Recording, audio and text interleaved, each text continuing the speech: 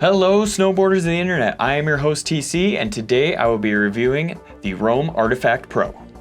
This board is equipped with Roam's Stay Positive camber profile, so what that means is it is just a true camber profile like you're used to, that old school camber. So from tip to tail, you're just gonna have that nice camber profile there where it's gonna give you all that drive, pop, and snap you're looking for out of that true camber board. This board comes in a 147, a 150, a 153, a 156, a 159, a 152 wide, a 155 wide, and a 158 wide. I rode this board at Copper Mountain where it was a sunny, warmer day, but don't let that fool you. The groomers were still perfect and firm, and even throughout the day in the shaded areas, it stayed firm when everything else got a little softer, but nothing really softened up to soup or anything like that.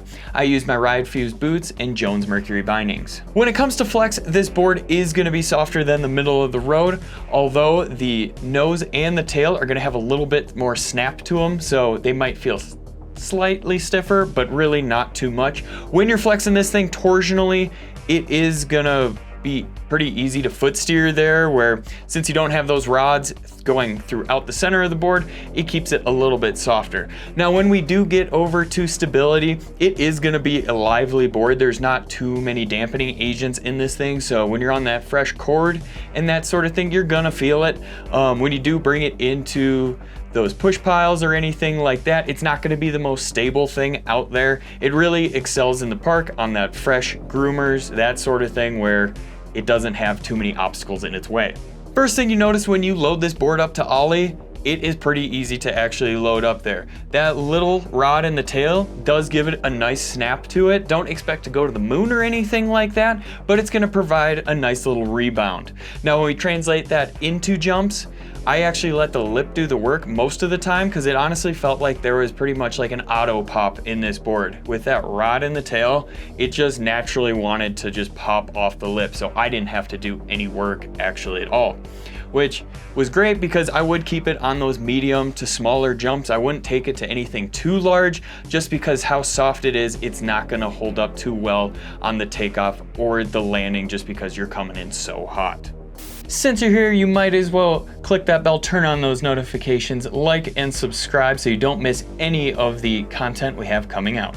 Butterability and jibbing. When you're buttering this board, there are two different sweet spots on the tail and the nose, so you could pretty much be pretty lazy on it and slightly lean back and you have this whole area that's gonna flex, that rod's gonna stay straight and it's gonna have a nice sweet spot. Or if you really wanna get into it, really lean back, you're gonna have this double kick tail where it's actually flat on the first part and it's gonna hold you there as well. So if you wanna get a little bit more spicy, a little bit like tail drag action, you can lean all the way back on that. It's gonna be the same on the nose as well. Expect a slight pop out of it, but really nothing too much. Those rods are gonna do all that work on the pop out, so just like in ollies, expect a little pop out there.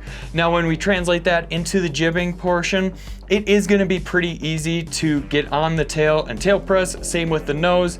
It does have that big old sweet spot there as well. When you slide this thing sideways, since it is softer, when you land on the rail, it really cradles the rail well.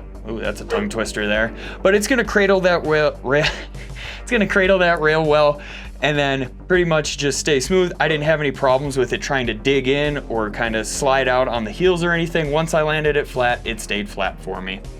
When I was carving on this board in the morning, when it was firm, all of that stuff, it wasn't the greatest, I would say. A lot of the turns felt like setup turns rather than really digging that edge in, where once it kind of warmed up throughout the day and towards that end of the day, I could really feel the board actually digging into that softer snow, which definitely helped out because on those medium and large carves, it did feel like setup turns. I couldn't get in to and really engage that edge as well as I would like to, but that comes with how soft the board is as well.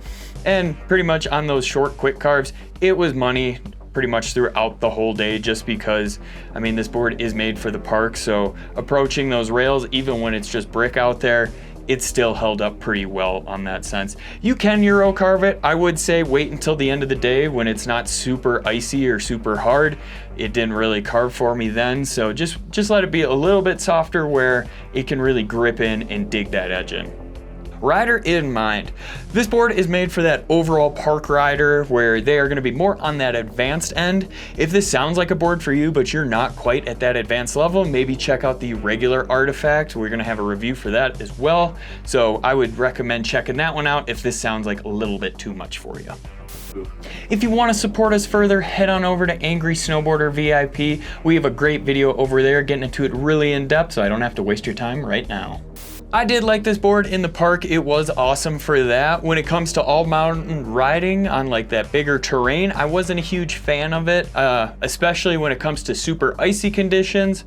That sort of thing, if that's what you're riding, it's really not going to be the board for you. It just doesn't bite in quite as much. But if it's that softer, little slush, a little just lightweight snow, that sort of thing, you're going to be just fine on it. Comparable boards, the Ride Kink, the Lib Tech Off Ramp, and the Bataleon Disaster Plus. Recommended bindings, the Rome 390 Boss, the Union Force, and the Salomon Hologram. This has been my review of the Rome Artifact Pro. If you're thinking about pairing this with a set of Rome bindings, why don't you go check out my review for the 390 Boss.